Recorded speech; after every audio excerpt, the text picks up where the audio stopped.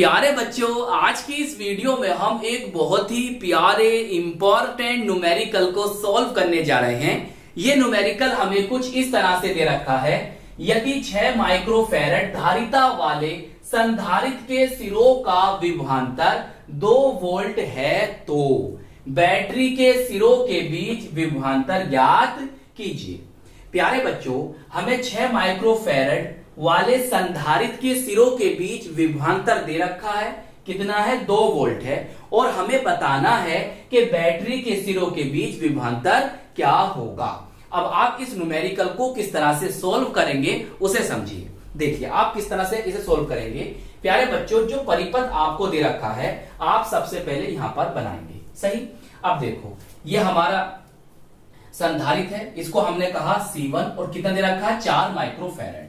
ये हमारा दूसरा संधारित्र है, इसको हमने कहा C2 और ये कितना है? 6 माइक्रोफैरड। सही। C1 के सिरों के बीच विभवांतर V1 और C2 के सिरों के बीच विभवांतर V2 हमने मान लिया। सही। और बैटरी के सिरों के बीच विभवांतर हमारा V है, जो हमें कैलकुलेट करना है। अब जो वैल्यूज हमें दे रखी हैं उसे आप लिख दीजिए। दिया है 6 माइक्रोफैरड वाले संधारित्र के सिरों के बीच विभवांतर कितना है? V2 बराबर प्यारे बच्चों 2 वोल्ट हमें दे रखा है और बैटरी के सिरों के बीच विभवांतर हमें ज्ञात करना है। सही। इसे समझिए बाद में, पहले मैं आपको यहां समझाता हूं। अब प्यारे बच्चों, हमने अभी क्या जाना? सर हमने ये जाना कि हमें 6 माइक्रोफैरड वाले संधारित्र के सिरों के बीच विभवांतर, जिसे हम कह रहे हैं V2, दे रखा है हमें 2 वोल्ट। सही। और हमें बैटरी के सिरों के बीच विभवांतर को ज्ञात करना है। V को हमें ज्ञात करना है। कैसे ज्ञात करेंगे? प्यारे बच्चों, अगर हमें 4 माइक्रोफैरड वाले संधारित्र के सिरों के बीच विभवांतर पता चल जाए तो हम क्या करेंगे? V बराबर V1 प्लस V2, मतलब इन दोनों को जोड़ देंगे तो बैटरी के सिरों के बीच विभवांतर हमें पता लग जाएगा। लेकिन सर हम 4 माइक्रोफैरड वाले संधारित्र के सिरों के बीच विभवांतर को कैसे निकाल सकते हैं? आइए पहले फॉर्मूला देखते हैं, फॉर्मूला याद करते हैं। टेंशन नहीं लेना प्यारे बच्चों, पहले समझ लीजिए। मैंने यहां पर नोट कर दिया है, बहुत अच्छी तरह से सोल्व कर दिया है, उसकी टेंशन मत लीजिए। पहले समझिए ध्यान से, रटिए मत सवाल को। देखो प्यारे बच्चों, हम जानते हैं फॉर्मूला Q बराबर CV।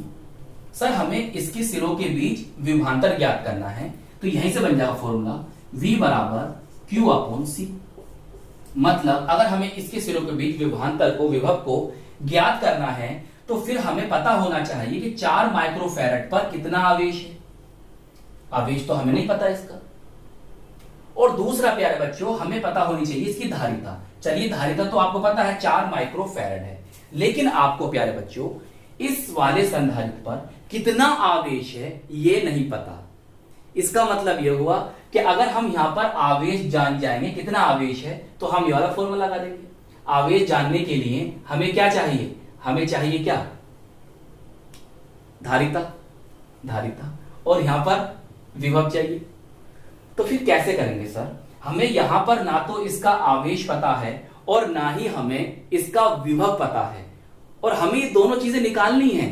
अगर हमें क्या करना है, अगर इसके विभव को निकालना है तो देखो प्यारे बच्चों, बहुत ध्यान से देखो परिपथ को। इस परिपथ से ही आपके इस न्यूमेरिकल का पूरा सॉल्यूशन हो जाएगा। देखो बहुत ध्यान समझो।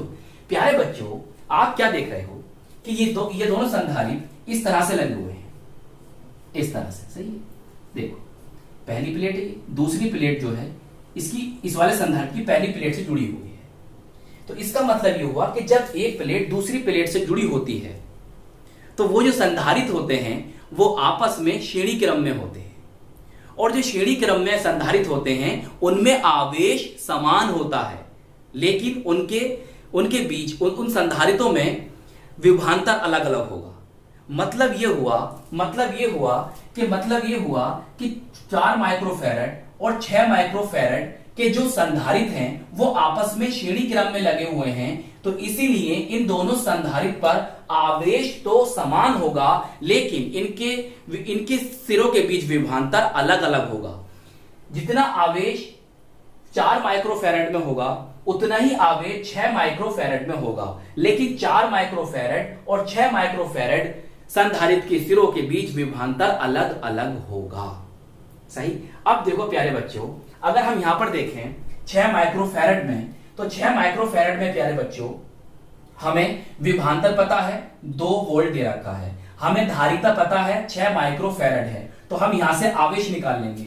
और जब हम यहां से आवेश निकालेंगे, जितना आवेश 6 माइक्रोफैरड वाले में होगा उतना ही आवेश क्या होगा 4 माइक्रोफैरड वाले संधारित्र में होगा, क्योंकि ये श्रेणी क्रम में जुड़े हुए हैं।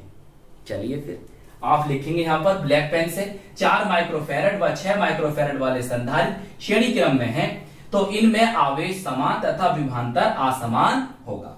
सही, जब आपको इसका आवेश पता चल जाएगा, ये तो आपको पता ही है, तो यहां से आप विभव निकाल लेंगे और इनको जोड़ देंगे तो ये आ जाएगा।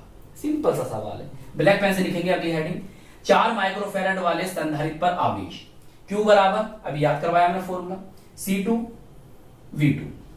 देखो भाई C2 कितना है 6 माइक्रोफैरड, 6 लिख दिया, और V2 भैया दे रखा है इसका 2 वोल्ट, गुणा कर दोगे 12 माइक्रोकुलाम, मतलब इसमें जो आवेश है 12 माइक्रोकुलाम है, तो फिर इसमें भी आवेश कितना होगा 12 माइक्रोकुलाम होगा। और यहां पे लिख दोगे 3 माइक्रोफैरड वाले 3 माइक्रोफैरड पर आवेश 12 कुलाम होगा, या आप ऐसे लिख देना 3 माइक्रोफैरड वाले संधारित्र पर आवेश 12 माइक्रोकुलाम होगा। अब आप आराम से इस पर विभवांतर को निकाल सकते हैं। तो V1 बराबर, तो इसी से बन जाएगा फॉर्मूला, आपको समझाया है मेरे प्यारे बच्चे मैंने, अब तो फॉर्मूला याद ही हो गए होंगे ना। तो V1 बराबर Q अपॉन C1। सही, ये कितना दे रखा है सर 12 है, 12 लिख दो, और C1 प्यारे बच्चों हमें दे रखी धारिता इसकी 4, तो 4 लिख दो, कितना आ जाएगा 3 वोल्ट आ जाएगा। अब आप देखो प्यारे बच्चों, इस पर जो विभव है V1 वो कितना है 3 वोल्ट है, और जो इस पर विभव है प्यारे बच्चों वो कितना है 2 वोल्ट है। और देखो इसमें जो आवेश है वो 12 माइक्रोकुलाम है, और इसमें भी आवेश क्या है 12 माइक्रोकुलाम है। तो आप देख लो कि इनमें आवेश क्या है समान है, लेकिन विभवांतर कैसा है अलग अलग है, तो इसलिए ये कैसे क्रम में है श्रेणी क्रम में है, ये बात भी यहां पर सिद्ध हो जाती है।